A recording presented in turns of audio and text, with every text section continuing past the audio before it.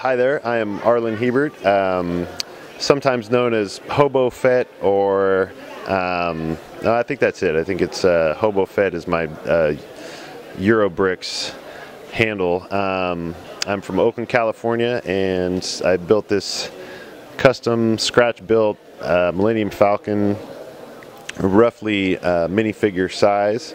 It has a full movie, original trilogy, at least, interior, which unfortunately I couldn't build it so that the whole top came off for structural reasons. So I used a endoscope to film some of the inside, and that YouTube video is online. And for display purposes, I use the video to kind of help show sort of what it looks like from the inside, almost from a minifigure point of view. The whole thing took about 3 years, and I started just by building the floor plan and the landing gear, and then built the interior, and actually I built the cockpit before anything else. So I sort of started with that and then attached that to the floor, and then sort of built the rest of the ship around everything. And all the lighting is basically an afterthought. I finished the ship and then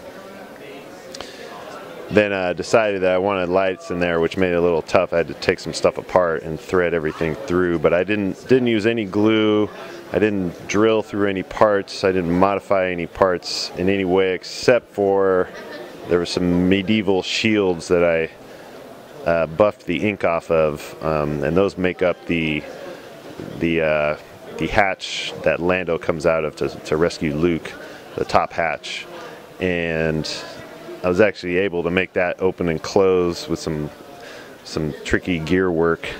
But other than that, it's basically just freehand, and I just had it in my living room for 3 years and watched the movies over and over again and searched relentlessly for reference photos of the original models, which are all different, by the way. Proportionally, they slightly vary from model to model, depending which movie it was from, color-wise and shape and size, but not much. So I sort of, found a happy medium between all of the reference photos that I could find.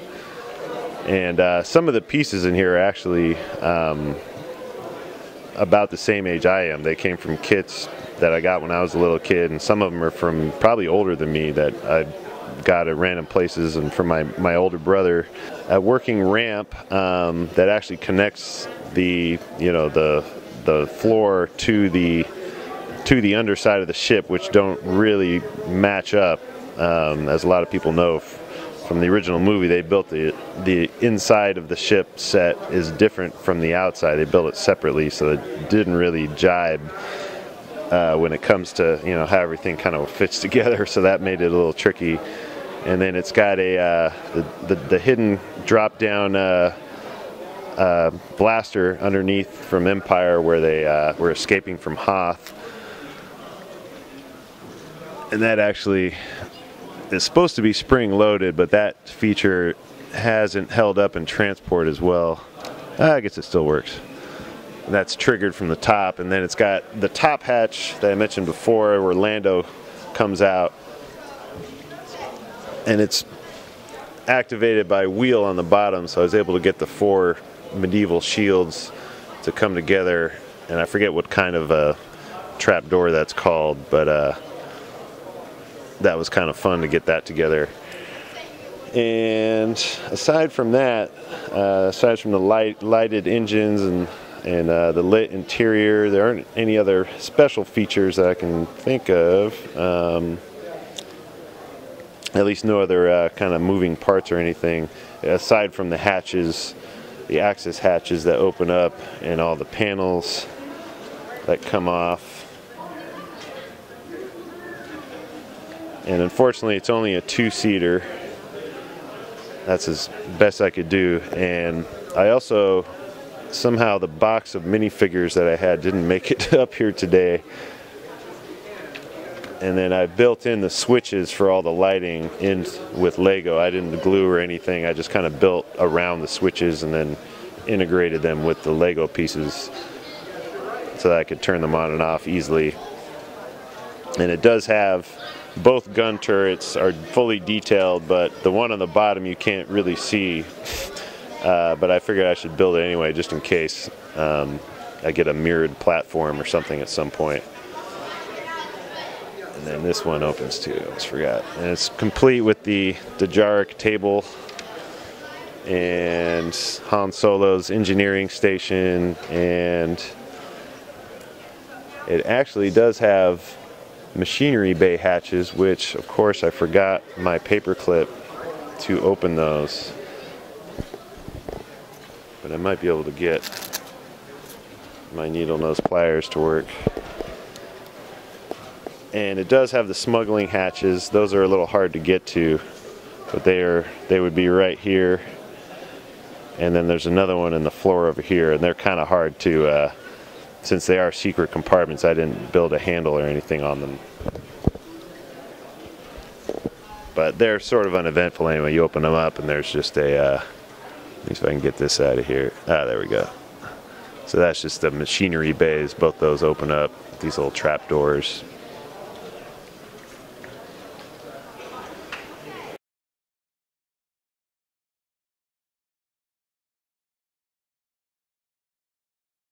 I didn't really like the overall shape of theirs and the detailing. It just looked a little flat, and there was a lot of gaps that were just kind of distracting. And it seemed like they could have used details and pieces that they didn't use that would have been easy, that would have worked better than what they came up with. But for, you know, for what it is, it's not bad. I just wanted to build my own, really, and wanted to do it, you know, from nothing if I could. Just paying attention to detail and just being able to see details as well as the overall shape and the subtleties of what makes this, you know, the ship or the object, whatever it is, special to you and what makes it unique and interesting. I try to look at as many pictures as I can and look at them, you know, very intently and over again, and kept watching the movies, and every time I did, I'd always notice something new. But a background in art definitely helped. I've taken a lot of drawing and sculpture kind of classes, and a lot of those will teach you how to see things differently and be able to. So taking art classes would definitely help. But just perseverance, really, just kind of building and rebuilding. And even when you think it looks good, rebuild it again, because a couple days later you might change your mind. And that's really what I just did. I just kept rebuilding until it was as perfect as I could get it. And a lot of it is also just kind of knowing when to give up. Like if there just aren't, the pieces aren't going to do what you want to do, you skip over that, work on something else, and then a lot of times you'll find the solution to a different problem by working on, you know, a new problem. But that's really it. Just stick to it, and also being really knowledgeable about the pieces. I found that picking up random lots of pieces from garage sales and then sorting them out really helps you to kind of get an idea of exactly what's out there, and remembering what pieces are what when you're trying to get a certain detail right is tricky. But if you're familiar enough with all the different kinds of pieces that they have that are out there, then it makes it easier to kind of think in your mind and come up with you know, a combination, or, you know, a certain type of piece that would be perfect for whatever detail or structural configuration that you're trying to get built there. Inspired by the original Star Wars movies, and not that I'm against the prequels or the new movie, but I mostly derive most of my inspiration from episodes 4, 5, and 6 for this particular project, and I've labeled this as a episode 5 oriented Lego sculpture, as far as it being specific to Empire Strikes Back, just mainly because of a few of the details that I wanted to get in there, being the top hatch and the drop-down surface blaster. Other than that, it's pretty much the regular Falcon. It's got the old round rectenna or radar dish, and pretty much everything else is the same as it would have been in number 7, and it wasn't really in the prequels anyway.